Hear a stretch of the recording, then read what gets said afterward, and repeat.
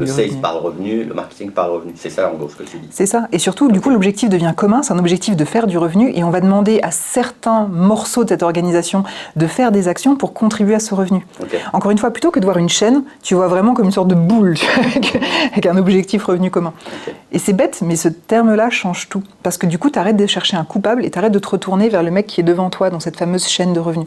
Okay. Et c'est plutôt tout le monde, un exemple tout bête, hein, c'est de se dire on doit faire 100 ce mois-ci.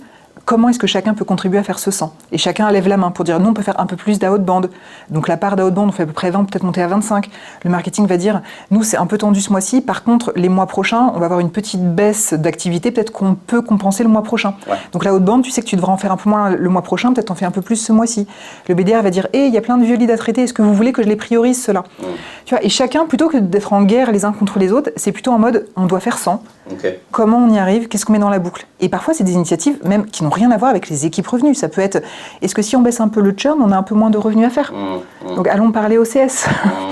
Tu vois, et encore une fois, ça évite les guerres, qui est vraiment la chose à éviter si tu veux aligner tout le monde. En fait, toute la boîte, ça devient une grosse équipe revenue. Mais en vrai, oui.